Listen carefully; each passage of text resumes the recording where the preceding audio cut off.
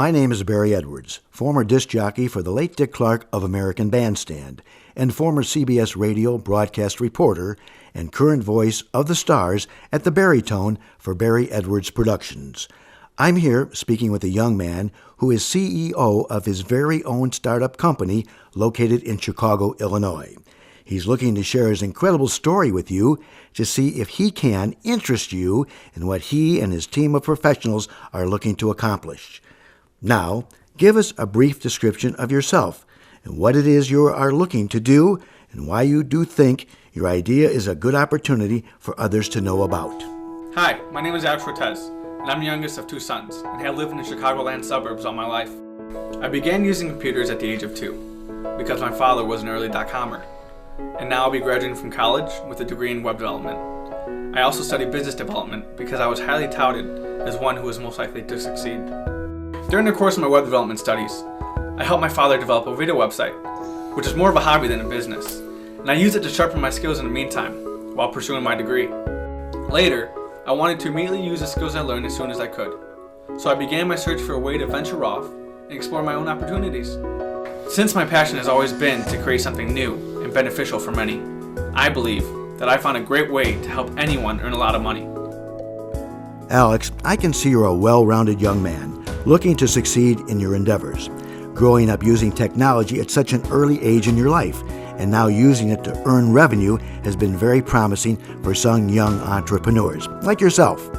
Let us know what your idea is, but first, tell us how this all came about. One day I was browsing my father's old video collection and I found his famous lightning strike video, which was an amazing capture in 1992 of a 12-stroke lightning strike from just 50 feet away. It allowed him to earn money from various TV shows.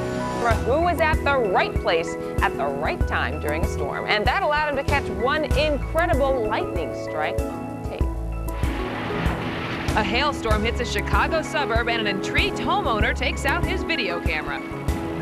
But Hernan Cortez is not ready for what he's about to capture on tape.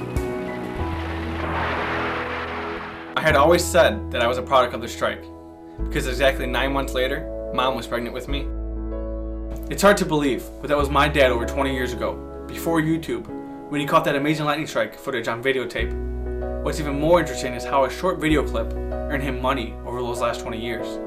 When I learned about what my father had earned from licensing his video, and all the wheeling and dealing he had to do, I wondered if there's an easier way for people, like my dad, to earn revenue from their videos. Well, he must have figured out quickly, because soon after, he was receiving checks for $1,500, then $4,500. The money kept coming in from licensing his video to other TV shows. That's when I thought about developing Caught on Tape TV as a revenue-generating video hub for videographers worldwide. This would give everyone a chance to earn money from their videos, because we would use the website to link them to the producers in the media industry. I then asked my dad to contact some of his old producer friends to see if the idea was doable, and they immediately loved it. Later, we were in contact with a huge broadcasting company who also liked the concept. I was willing to provide all the legal services required to license, protect, copyright, and sell video content, but we needed to create the website to make this all happen. So now you have a valid, usable concept and the intellectual properties needed to create the brand. The producers will shop for video content, and a huge, well-known broadcasting company has agreed to handle the legal, licensing, and representation needed to help protect videographers and their materials. So how will this process work for people who visit Caught on Tape TV? The concept was straightforward. If someone has recorded an amazing video, they would upload it to Caught on Tape TV and start earning revenue, because our website would be designed to immediately place protected and custom watermarked video content in front of producers worldwide. This way, ownership information would always be on every frame of the action, and interested parties would contact our licensing team to answer any questions or process any sales. So we're essentially creating a network in the industry, specifically designed as a highway to catapult the best video content out in front of the world. Other huge video websites can leave great videos lost in the sea of duplicate content, and that can discourage new videographers from recording those incredible shots. We want to provide a more professional medium for those caught on tape moments to reside. Correct me if I'm wrong, but you are looking to create a video niche for the best videos the internet has to offer. Then who is your intended demographic, and why do you think they would be interested in profiting from their intellectual property? Doesn't YouTube already provide them with a medium to earn money from their videos? I understand that some of the best viral videos began there. So how does Caught on Tape TV differ? Everyone has a recording device, so that in itself speaks volumes. Now we need to provide them an avenue to earn revenue from their videos. I began to think to myself, I record stuff on my phone all the time. What would I do if I caught something special on camera? Would I just upload it to YouTube and wait for people to contact me for a news interview? Now, before I go any further, my idea is not to recreate YouTube, but instead build a company that would provide people with an easier way to upload, copyright, and manage their intellectual property, while at the same time provide all the tools and resources necessary for them to profit from that content. Sure, you can put Little Johnny's great backflip on YouTube and possibly get 1 million views, and maybe some advertising change, but we're not looking to duplicate that process. Instead, we're looking to form a relationship and guide you through licensing your footage. The connections that my father has been able to acquire within the last 20 years, licensing his intellectual property, has made it easier for us to gain an audience with them, coupled with size, strength, and experience of the interested broadcasting company. I'm sure we'll be able to become a behemoth in the industry. Let's face it, people can't be everywhere at all times, and that's why there's always going to be someone who's willing to pay for your footage. What would we have done without Zapruder's film at JFK's assassination, or the famous Patterson film, catching Bigfoot taking a walk through the woods? Some of these moments that we catch on camera are so breathtaking, so interesting, that they become part of our world's history, whether they're real or not. I agree that we sometimes take historical video footage for granted and believe that if we had recording devices sooner, maybe our history would be much different than it is now. Well, now that your venture has gained the interest of the broadcasting company, who's now looking to go with Caught on Tape TV, and the producers are also willing to become owners of Caught on Tape TV, how did you go forward in the process of developing a business, and how does your concept work for other types of materials uploaded to this site? So once we agreed on a concept, I got together with a couple of friends, and a few months later, we drafted a detailed 25-page business plan to explain all aspects of the website, and finally created a safe and secure way to receive, process, track, and generate revenue for videographers worldwide. This concept could be used for all types of intellectual property uploaded to Caught on Tape TV.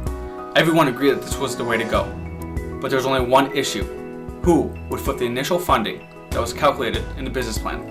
So now that a viable business plan has been created and there are interested parties waiting to make this happen, why isn't this already being developed? One would think that the interested parties would have very deep pockets.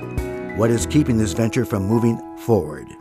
In discussing our partnership with the broadcasting company, they informed us that providing any financial assistance to the startup process will require almost complete ownership of Caught on Tape TV. Being a college student and paying my own way, working a full-time job, and still living with my father, I knew that we couldn't possibly tackle such a huge price tag. So we were left with two possibilities: to give control and ownership to the broadcasting company and sit back and watch, or to set up a partnership between interested producers who also wanted all control and ownership, which was pretty much the same thing. Okay, so now you must contemplate on either giving ownership to the huge broadcasting company, who could, of course, easily fund this themselves, or give the same deal to the producers who are also interested, since you cannot fund the initial startup investment yourself. Understandably, you do not want to lose complete ownership and control of your own idea. So what then did you finally do?